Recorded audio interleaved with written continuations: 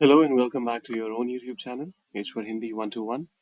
इस सीरीज में हम बात करते हैं कुछ रूल्स की जिसमें अक्सर लोग मिस्टेक्स कर देते हैं। तो उन रूल्स को समझना आपके लिए बेहद ज़रूरी है। तो आइए करते हैं शुरुआत। लेकिन वीडियो शुरू करने से पहले चैनल को सब्सक्राइब करना, वीडियो को लाइक करना, शेयर करना इसे अपने दोस्तों के साथ, और कमेंट में क्या लिखना है वो मैं थोड़ी देर में बता दूँ आपको।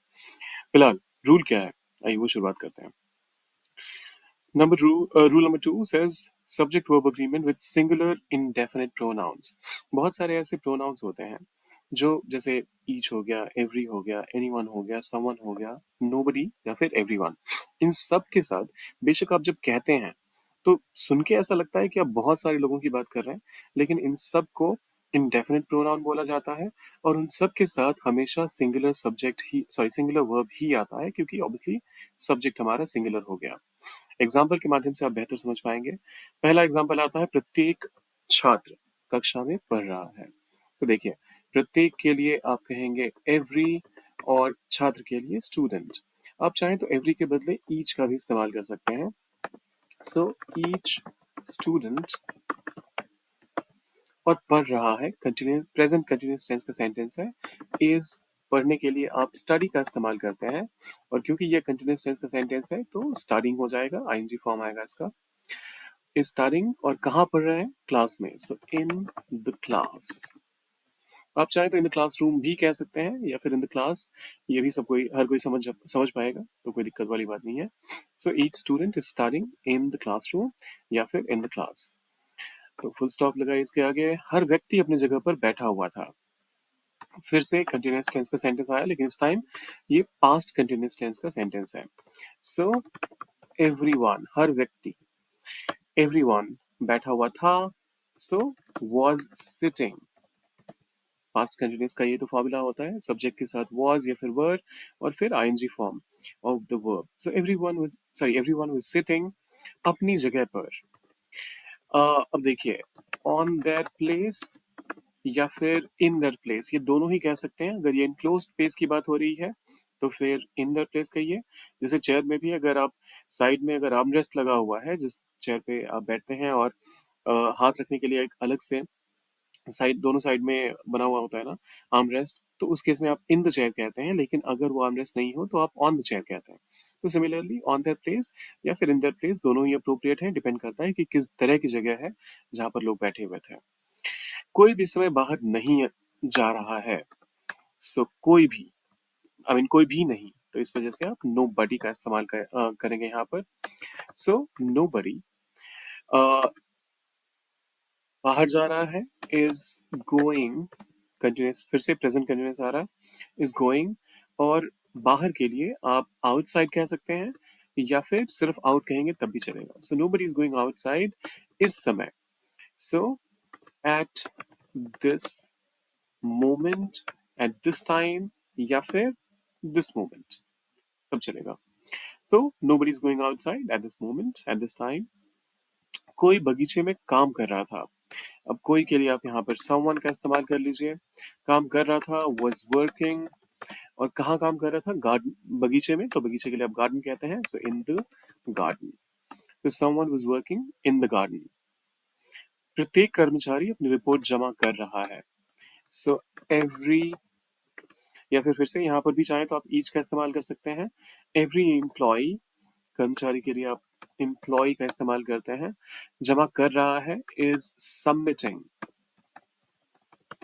और अपनी रिपोर्ट के लिए आप कहेंगे देयर रिपोर्ट्स, क्योंकि एक ही रिपोर्ट तो हर किसी की नहीं होगी, तो इस वजह से आप यहाँ पर देयर रिपोर्ट्स कह सकते हैं। तो each employ submitting their reports. अगर हालांकि रिपोर्ट कहेंगे तो गलत नहीं होगा ग्रामेटिकली, क्योंकि हर एम्प्लॉय का एक ही रिपोर्ट भी हो सकता है और बहुत सारे रिपोर्ट्स भी हो सकते हैं। So each employ submitting their report, या फिर each employ submitting their reports, दोनों ही सही है। फिर आता है, हर बच्चा खेल के मैदान में दौड़ रहा था। So each child was running, each child हमारा यहाँ पर सब्जेक्ट हो गया, was हेल्पिंग वर्ब हो गया, रनिंग आईएनजी फॉर्म हो गया वर्ब का, और खेल के मैदान में, तो इसके लिए आप कहते हैं in the play ground, in the play ground. Each child was running in the playground, was running in the playground। कोई भी तस्वीर को सॉरी, कोई इस तस्वीर को ध्यान से देख रहा है। तो कोई के लिए someone, आप चाहे तो यहाँ पर somebody भी कहेंगे तो गलत नहीं होगा, सेम ही मैसेज आएगा। someone is, और देखने के लिए आप लुक का इस्तेमाल करते हैं, लेकिन यहाँ पर कहा जा रहा है ध्यान से देख रहा है, तो इस वजह से पहले हम एडवर्ब प्लेस कर लेते हैं, is carefully looking at this picture. So someone is carefully looking at this picture. कोई इस तस्वीर को ध्यान से देख रहा है। ये ध्यान रखिएगा कि लुक एट का इस्तेमाल होता है, लुक ऑन आप कभी नहीं कहते। तो someone is carefully looking at this picture. कोई भी इस प्रश्न प्रश्न का उत्तर नहीं दे रहा था। तो nobody was answering, और आंसर के साथ आप टू का इस्तेमाल नहीं कर सकते। प्रश्न का उत्तर आप बेशक हिंदी में कहते हैं, लेकिन इंग्लिश में जाकर ये सीधा सीधा आप आंसर करते हैं, इसका मतलब ये होता है प्रश्न का उत्तर देना। So answering the question, sorry this question, क्योंकि इस सवाल की बात हो रही है। So nobody was answering this question.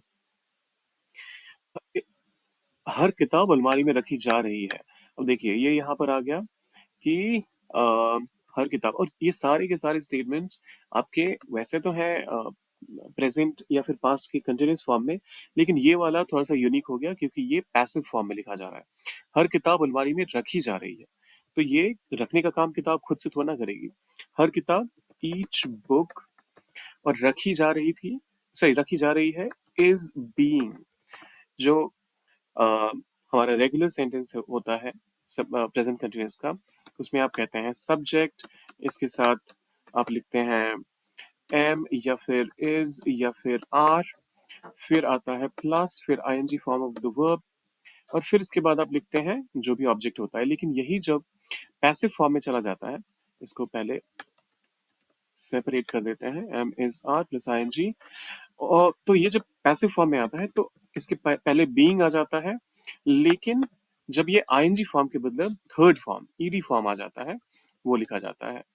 तो ईच बुक इज बीइंग, रखी जाने रही थी, तो प्लेस्ड, और कहा अलमारी में, सो इन दी अलमीरा। आप चाहें तो कबर्ड का भी इस्तेमाल कर सकते हैं। So each book is being placed in the almirah. प्रत्येक खिलाड़ी अभ्यास कर रहा था, ईच प्लेयर, और अभ्यास कर रहा था। इसके लिए इंग्लिश क्या होगी वो डाले कमेंट सेक्शन में। बाकी वीडियो को करना है लाइक, चैनल को सब्सक्राइब, शेयर करना अपने दोस्तों के साथ। कमेंट में अगर दिल ना भी कर रहा हो इसका ट्रांसलेशन लिखने का, तो आप पार्ट 3 तो लिख ही सकते हैं। मिलते हैं जल्दी।